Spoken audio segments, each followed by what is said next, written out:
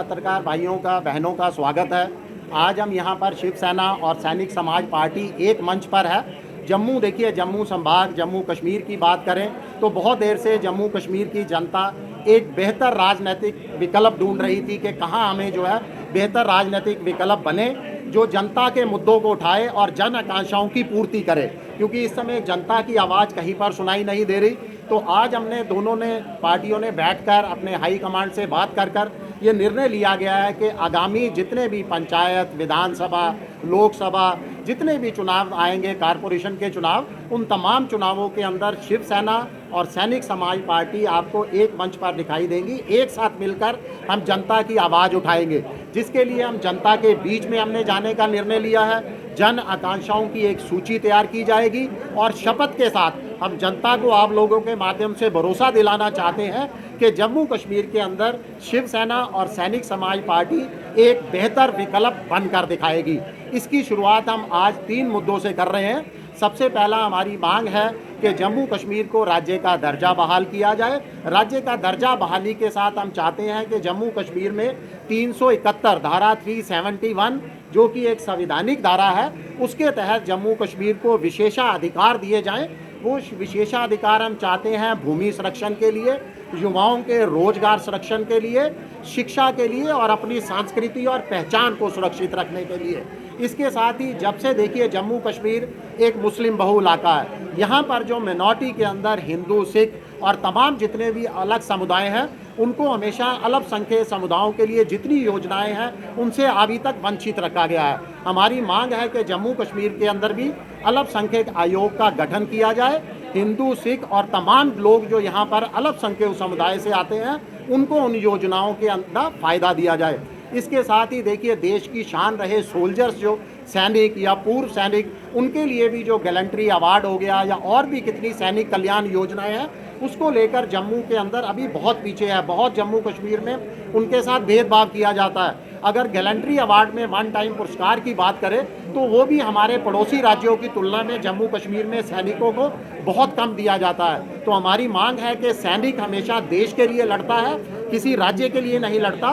तो सैनिकों को मिलने वाले जो अवार्ड और पुरस्कार हैं उसमें समानता होनी चाहिए। तमाम राज्यों में वो एक जैसी राशि उनको जो है मिलनी चाहिए, अन्य तमाम सुविधाएं एक जैसी मिलनी चाहिए। इसी तीनों मुद्दों को लेकर हम जनता के बीच जा रहे हैं और जनता के अंदर उनकी आकांक्षाएं भी पूछी जाएंगी, एक सूची तैयार की जाएगी। उस सूची की पूर्ति की शपथ के साथ हम जनता के बीच जा रहे हैं और एक बेहतर विकल्प बनने का उनको भरोसा दिलाते हैं।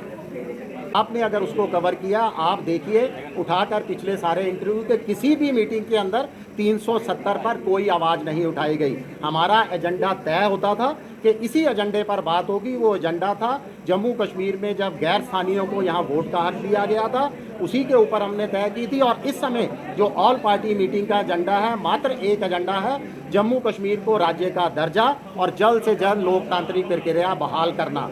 जब तमाम पार्टियां मिलती हैं तो एक कॉमन मिनिमम प्रोग्राम बनता है। आपको बता दूं कि जम्मू के लोगों को, जम्मू संभाग के लोगों को खुशी होनी चाहिए कि तमाम कश्मीरी पार्टियां, वो पार्टियां जो हमेशा 370 का राग अलापती थी, जब वो जम्मू की पार्टियों के साथ एक साथ आकर एक मंच पर बैठती हैं तो वो 370 की बात नहीं करती। जब 370 को होना बहुत ज़रूरी है, अदरवाइज लोगों की प्रॉब्लम जो है वो सॉर्ट आउट नहीं होगी। उस दिशा में हमने शिवसेना के साथ मिलकर ये संकल्प लिया है कि हम एक अलायंस फॉर्म करेंगे, इलेक्शन इकट्ठे लड़ेंगे और उसके बाद कोशिश करेंगे कि जितनी ज़्यादा प्रॉब्लम है लोगों की, उसको हम दूर कर सकें। अभी इशू बहुत ज़्यादा है। अगर आप देखें इस समय जम्मू कश्मीर के अंदर ये प्रोटेस्ट की स्थिति बन के रह चुका है। हर आदमी जो है कहीं ना कहीं दुखी है, लेकिन उनके पास ऑप्शन नहीं है। तो जो 3 इशू हम लेके चल रहे हैं इस समय, बाद में हम और इशू भी उठाएंगे, लेकिन 3 जो मेन इशू हमने वो इसमें डिसाइड किए हैं वो है तो रेस्टोरेशन ऑफ आर्टिकल 371 जो कम से कम 13 स्टेट के अंदर है। हिमाचल के अंदर भी उनका लैंड बैंक प्रोटेक्ट हो रहा है, हमारे यहाँ नहीं हो रहा है अभी। जॉब, लोकल यूथ के लिए जॉब, लैंड बैंक और आर्ट एंड कल्चर, ये बहुत ज़रूरी है कि ये चीज़ों को प्रोटेक्ट किया जाए। दूसरा हमारा जो मुद्दा है स्टेट कमीशन फॉर माइनॉरिटी, ये हमारी जो कश्मीर सेंट्रल पॉलिटिक्स चलती रही है पिछले 75 साल से, और आपको ये पता है कि ये एक मुस्लिम मेजॉरिटी स्टेट है जिसके अंदर 70% मुस्लिम हैं और तकरीबन 30% जो हैं वो हैं हमारे हिंदू भाई, सिख भाई और क्रिश्चियन भाई।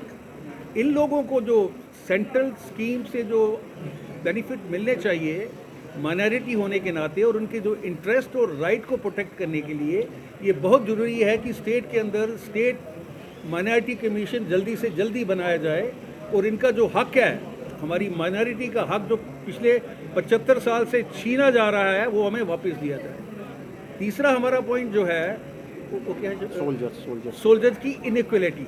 मैंने आपको पहले ही बता दिया है, यहाँ पे हमें 6% जॉब कोटा मिल रहा है जो एक्स सर्विसमैन आते हैं।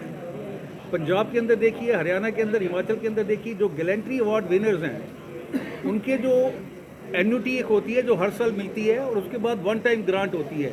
इसके अंदर ज़मीन आसमान का फ़र्क है। और इसके अलावा जो कल्याणकारी योजनाएं जो चलाता है पंजाब स्टेट, उससे हमें सीखना चाहिए। उन्होंने बच्चों की ट्रेनिंग के लिए आर्मी में एट ए अफसर लेवल उन्होंने मोहाली में एक इंस्टीट्यूशन बनाया हुआ है। उनकी हर डिस्ट्रिक्ट के अंदर बच्चों को आर्मी में रिक्रूटमेंट ट्रेनिंग के लिए उन्होंने सेंटर खोले हुए हैं। तो ये चीज़ें हम क्यों नहीं कर सकते हैं और हमारी गवर्नमेंट क्यों नहीं कर सकती है, ये हमारी तीसरी डिमांड है।